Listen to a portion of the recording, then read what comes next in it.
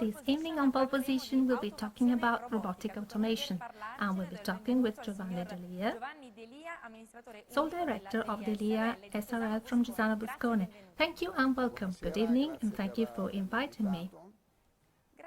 Thanks to you, can you give us an overview of this company? Yes, Delia is a company located in the Milan hinterland.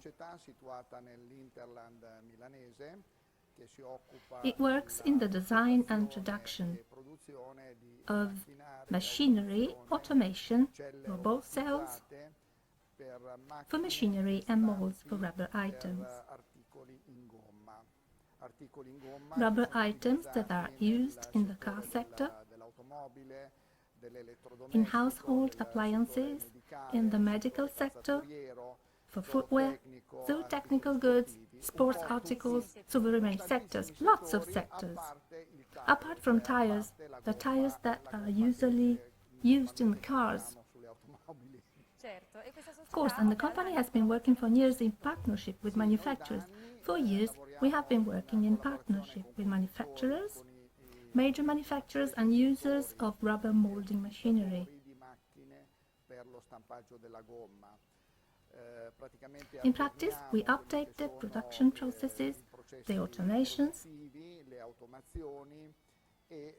and the machine performance. So the company puts its own acquired skills at their disposal. Yes, our skills from years of experience that we put at the disposal of our customers, who put their trust in us to develop their own project, their new projects. Later on, I'll tell you what happens when they contact us. Let's talk about the history of the company. How has the company know-how developed? How was it born? The company's know-how comes from the way back in 1984. Not really all the way back, not so way back, because we're still here to talk about it today. In 1984, I set up a design firm, Studio Tecnico GD, which designed machinery and automation for the rubber sector. But almost immediately, to meet the needs and demands of our customers, we were forced to produce what was designed.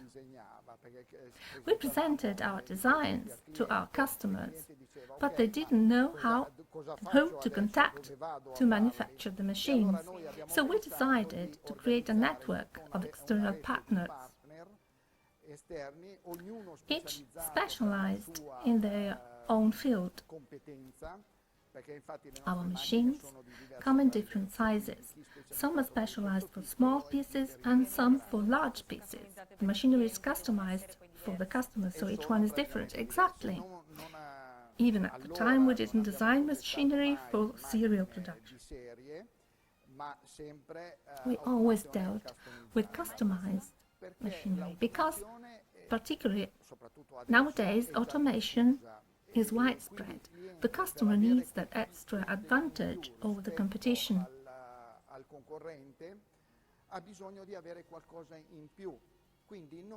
And we give them that extra advantage. The customer comes to us with the piece to be molded. When we meet, we just have a blank sheet of paper. The customer puts his product on it, and we start to ask for all the information we need to bring the machine to life, to put it into production. We perform the first feasibility study, and then, if the customer is interested, we run a series of important experimental tests. And only then do we start to build the machine. In 1992, there were some changes. The company became a limited company. Yes, in 1992, Studio Tecnico GD became a limited liability company, and the name was changed to that of the founding partner, me, Delia. Okay, what is your organizational model? We have continued to maintain the organizational model of the engineering firm the design firm, because this model allowed us to have a network of partners, each specialized in their own sector, and above all has allowed us to be flexible because customers come to us sometimes with requests for very large machines and other times for small machines. So we need to have an organizational network of partners so that we can develop the designs in the best possible way and with the highest possible skill. This is what people want from us, quantity and skill. And this model is also implemented in far-off countries like India, South America. This is something we are looking into to create networks of partners following our Italian model, also in other countries, India, South America and North America. With these networks, we think we can be closer to the customer and help them more on a day-to-day basis. In terms of controls, from Cesano Boscone we can connect to the customer's machine and check how it is working. So we can already provide qualified technical support. And then, of course, our external partners can go to the customer's premises to provide direct support for replacing spare parts and even build some machines directly on site. In these low-cost countries, there is also a problem of cost. Definitely. What type of machinery do you use in the molding phase? I know that you are 4 phases.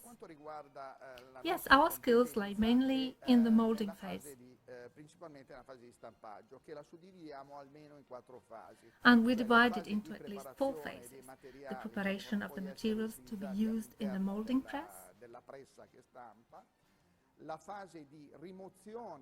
the removal of the molded pieces, which might be washing machine windows or sleeves for car wheels.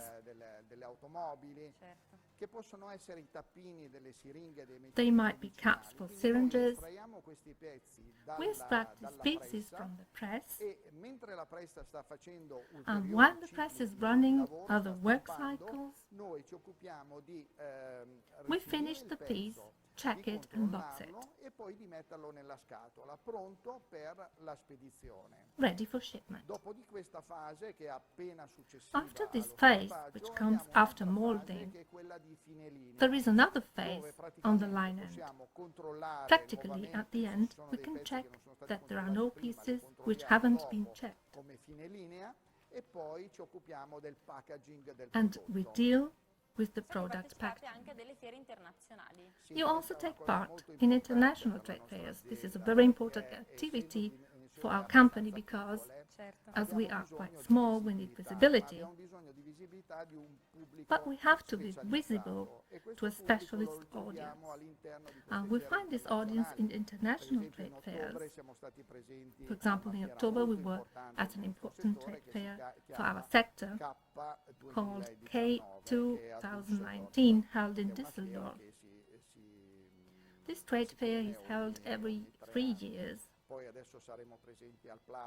Now we will be at Plast in Milan.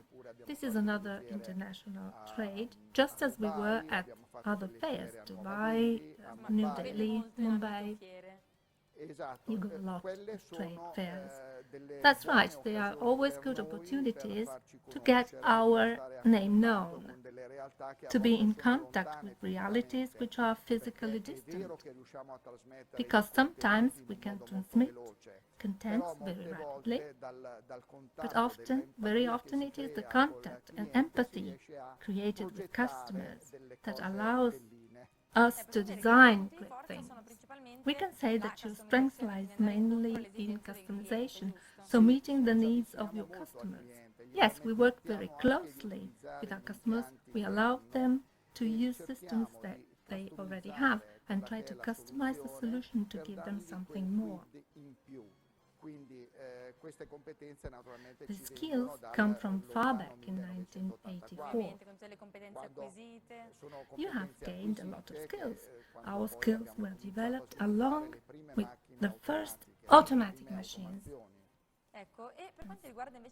Let's talk about your philosophy. I know that for you work is a hobby. Yes, for me, working is not a burden.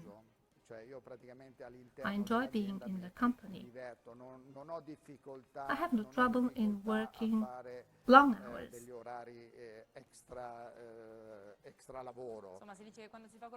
They say that when you do what you like, you don't work a single day in your life. That's true. I wouldn't be able to work if it was indifferent. In fact, when we have to make two machines together, both the same, this causes some problems for me, because it's not stimulating. I find stimulation in new things. I only get the adrenaline buzz when I see the machine running. I see the product fed out of the automation and into the box. That's the most important time. It gives meaning to all the hours we have all spent working, my staff and I, our external partners, who are great resources for small companies like ours. It's a classical Italian family business. Of course. Well, let's let off this adrenaline now by rounding up. Thanks to Giovanni Delia, Sole Director of DELIA Srl from Cesano Boscone. Thanks for being with us today. And thanks to you for inviting me. Stay with us, we still have lots of guests to discover together on Pole Position.